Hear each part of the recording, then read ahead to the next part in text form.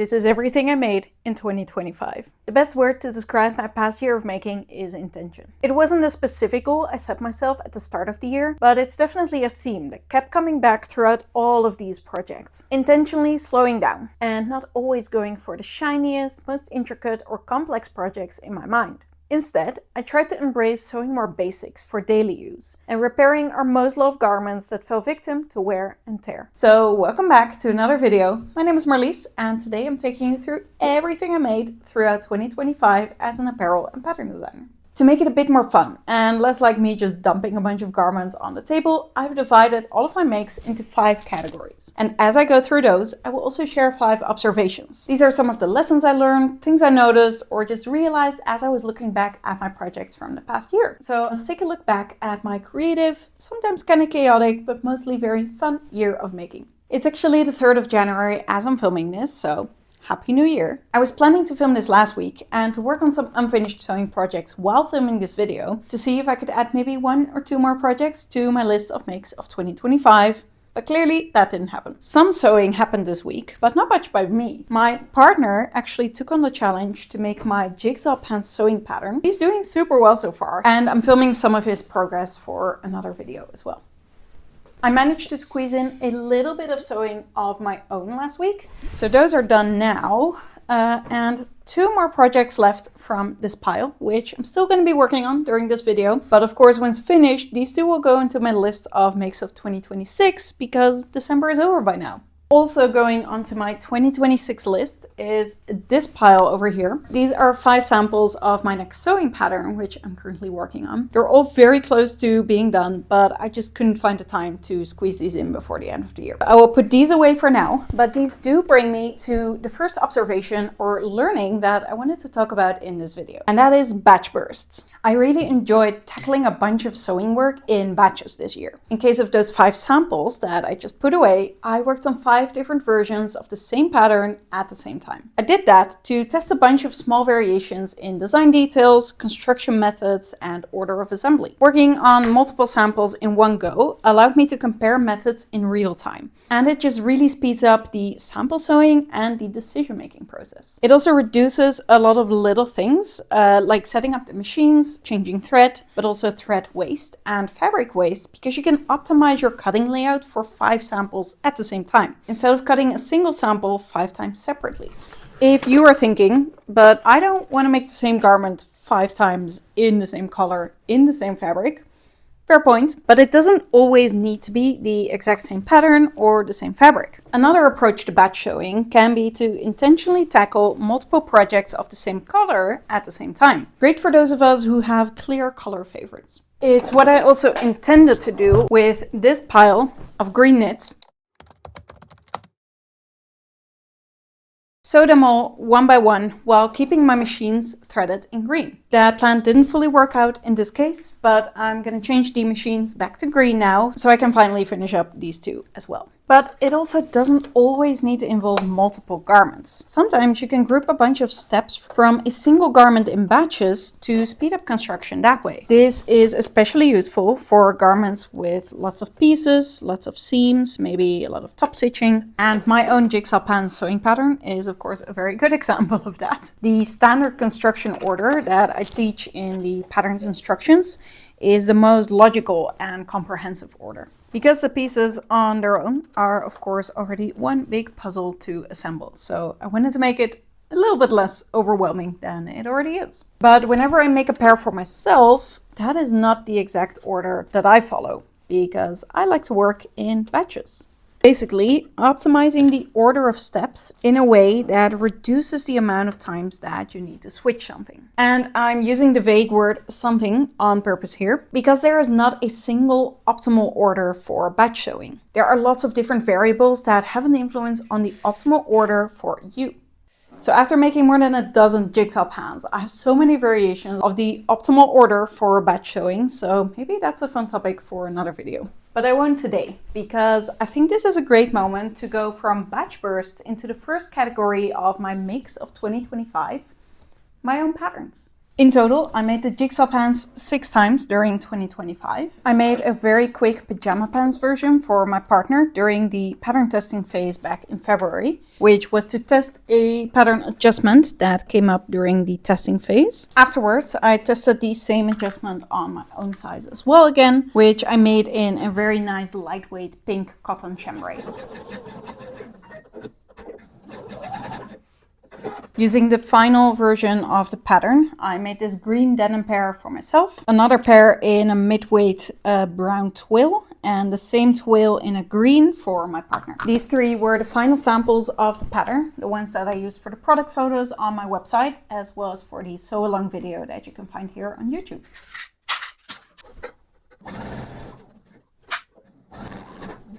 And another pair that I didn't even end up sharing on my socials at all, I think, other than maybe a story on Instagram once or twice, is this lilac pair, which I made from the super lightweight nylon Taslan Supplex from Rips Up by the Roll. In the second half of the year, I continued working on my triangle top pattern. That's the one that I just showed with the 5 samples that are still work in progress.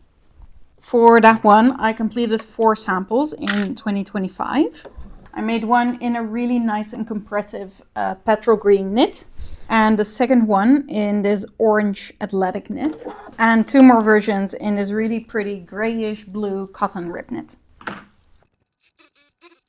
And of course, those 5 new samples I have yet to finish this month, which were made from the same very nice and compressive knit as the petrol blue one. So total of makes in this category is 10 garments using my own patterns. Oh, and I forgot to mention one more approach to grouping tasks in batches, which is batch cutting. If you prefer to focus on just one garment at a time while you're sewing, you could still prepare a bunch of garments at the same time while you're cutting. This is especially useful if you live in a small space or don't have a big dedicated cutting surface. Cut out multiple things while it's set up for cutting. I cut out both of these and those guys in a very spontaneous batch cutting energy burst when I had just recalibrated my projector to perfection, and I felt like finally cutting into a bunch of fabrics that I have been hoarding in my fabric stash for ages.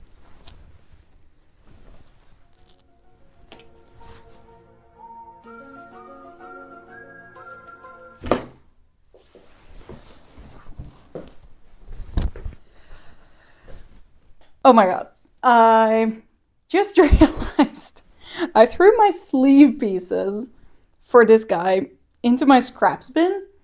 So glad that I didn't just grab one of these sleeves as my test piece for the overlocker. This is what you get for cutting a bunch of stuff one day and then leaving it for weeks and continuing another time. Yeah, saved by, I don't know, not by the bell, but saved by something, by luck. Pure luck. Okay, anyways, I'm back. Where was I? Oh. Let me check my notes.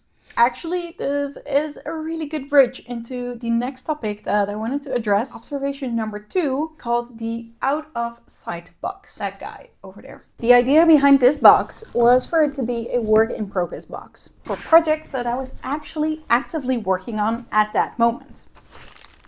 Mostly because this is the middle of my living room. This sewing corner of mine occupies a good chunk of our apartment and almost half of our living room. So I always make an effort to keep the space somewhat clean and organized, which can be hard if you tend to work on I don't even know how many projects at the same time. So I usually end up with a bunch of different piles scattered across all of these surfaces. But sometime during the year, I figured I could also keep all of my active projects in this big box over here to keep them a bit more out of sight, to keep the space clean, which I thought was a great idea, but my brain had different plans. That big batch cutting session that I mentioned earlier, after cutting, they went into the box and they stayed there for months. And at the very bottom of the box, this is the zero waste workwear jacket that I cut out in June during my 30 days of sewing video.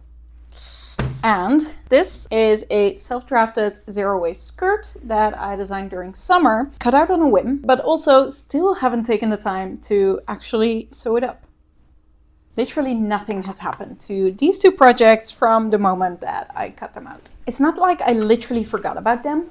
I knew they were there, but because I wasn't visually reminded of them every day anymore, in my mind, they drifted all the way towards the back of the active projects queue. So it wasn't only an out of sight box anymore to keep the space clean, it was an out of sight, out of mind box by now. Super silly, but I guess that's just how my brain works, and I will need to rethink my project box. These two I'm currently working on, by the way, are two Nico pullovers. A nice basic crew neck pattern by Summer House. I'm making a long sleeve version in this green textured knit, and I'm making a short sleeve version in this heathered brushed sweatshirting.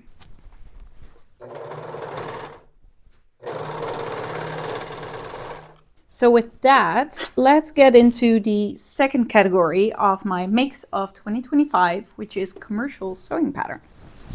All of the garments I made using a pattern that was drafted by someone else. I made 3 pairs of pajama pants using the Mila pants sewing pattern. I made a long version and shorts using the same dark blue checkered cotton that I also used for the jigsaw pajama pants I made for my partner. And then in fall, I made another long version in a white striped cotton shirting from Wasted Fabrics. In spring, I made 2 Townsend shirts, a really fun and clever wrap style shirt pattern from LB Textiles. First, I made a floral version for my mom, and then I made this green one for myself in a really beautiful paper touch poplin from my local fabric store. I also made 2 zero-waist cropped shirts following the zero-waist pattern by Brigitte Helmersen. I made a plain white version and I made this yellow and white checkered version as well. That same month, I also made the Claudia tank by Just Patterns, which was a pattern I had been wanting to make for ages, but I'm not fully satisfied with my fabric choice there. So I haven't worn that one a ton yet, and I'm still hesitating whether I'm gonna keep it or maybe reuse the fabric for something else. The next one isn't commercially available yet as we speak, but it will be soon. The new crossback tank top pattern by my good friend Crackle Makes. This was an early version of the top that I tested in summer, and I'm really excited for her to launch the pattern hopefully very soon this year. Then during fall, I made these 2 lilac Nico pullovers, so that's the same pattern as I'm currently working on. I made a long sleeve version with the curved hem, which is the same as I'm doing right now, and a short sleeve version with the straight hems for a more boxier fit and look. And last but not least, of course, the striped shirt I made last month using the Leatherlow system. You can find my full review of the Leatherlow system and some more details about the shirt in my previous video. A common theme in a lot of the commercial patterns I used this year is that I went for a lot of basics, which is my third observation for this year: brewing basics. I tend to avoid buying lots of ready-to-wear apparel, especially fast fashion, of course because of sustainability reasons, but also heavily fueled by the I can make them myself mindset. But the problem is I rarely do so. I love to come up with intricate details and complex constructions. And when choosing between trying out a new complex piece or sewing some basics for daily use, I always choose the former. Not only when it comes to sewing those garments, but also when it comes to the pattern making process itself. These are dead stock heavyweight knits that I've had in my stash for ages. In my mind, I was always planning to maybe make a nice basic drop shoulder pullover with them, but I never actually started working on them.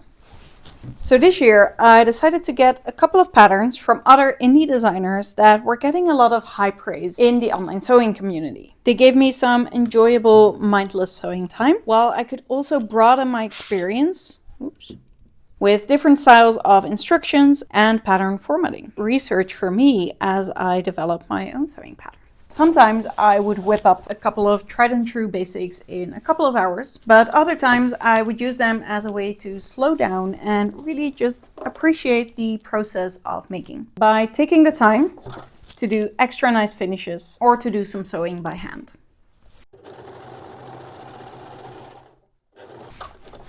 Of course, I'm still easily captivated and attracted to all of the more complex project ideas that float around in my mind 24/7. But I think I really started to appreciate the process of sewing basics more and more this year. And sewing those basics with other people's patterns also reminded me of some more patterns that I had already drafted in the past, but that I hadn't actually sewn up yet. Which brings us to the third category of my mix of 2025, and that is the category of self-drafted basics, including 6 projects in total. I made a green rib tank top, which was based on this brown tank that I thrifted many years ago. And that same month, I also sewed up a very simple, quick brown sports bra shape top, which functions as a shelf bra for this silk camisole that I knit last year.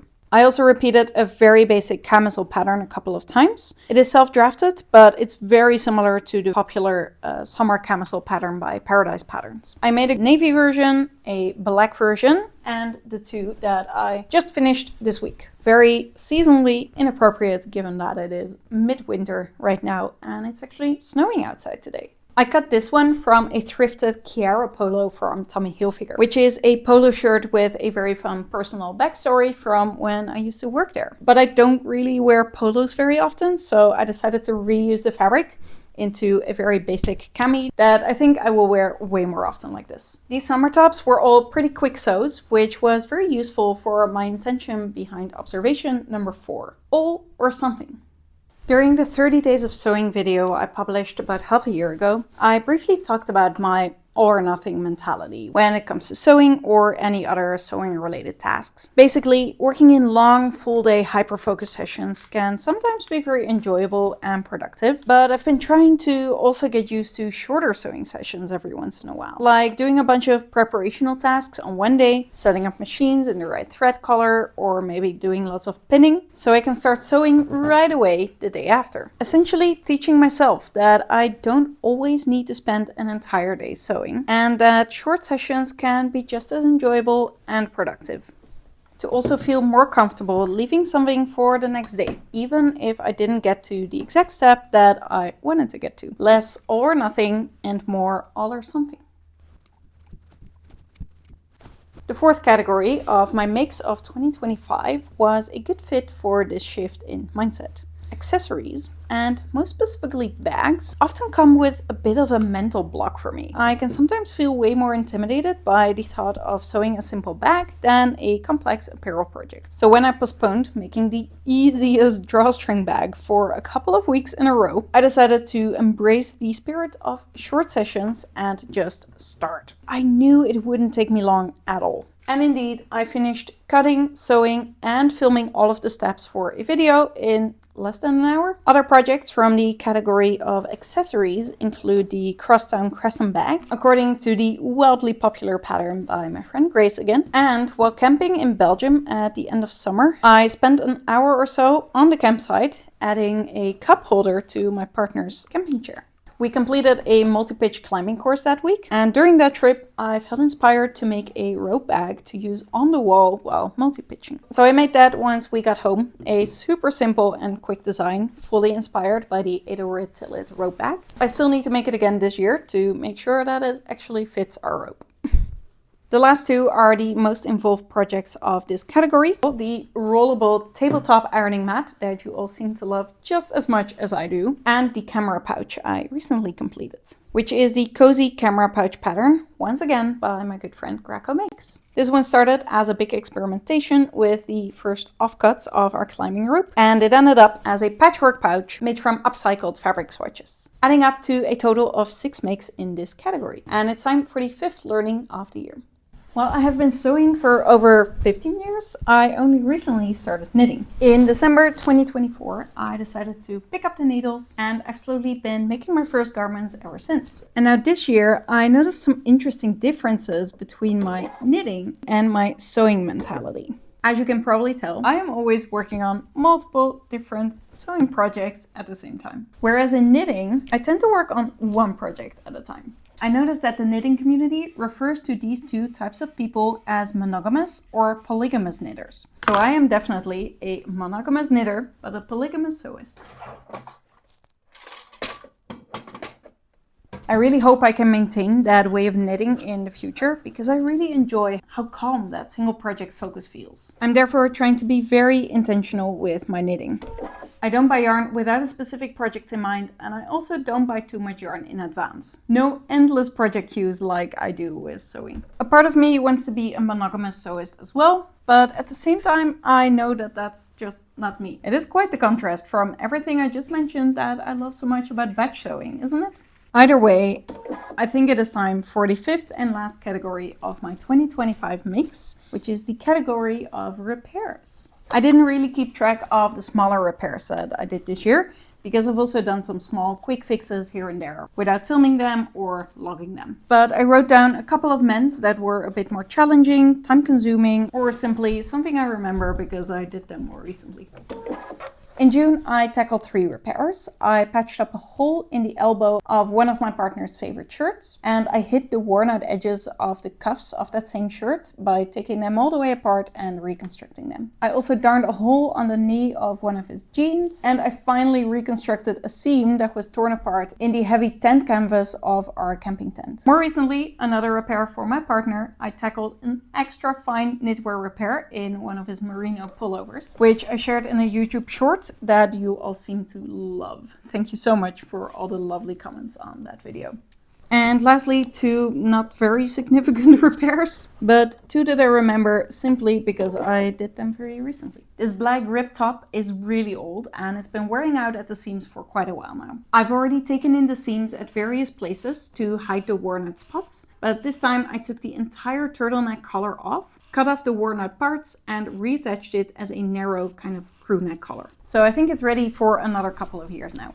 And lastly, I replaced some stitching that had come apart on this quarter zip. It is the zero waste anorak pattern by the So-So, which I made a couple of years ago, and I finished it entirely by hand with kind of invisible flat felt seams, which made it fully reversible, but in such a thick fabric, it did result in the seams being a bit weaker than usual. For now, I just fixed them the same way by hand.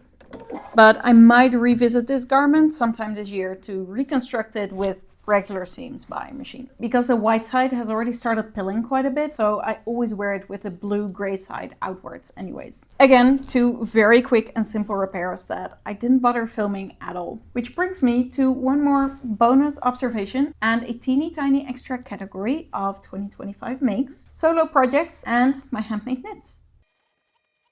This year I really noticed that I needed a project for myself every once in a while. No camera, not making any content about it, just focusing on the craft.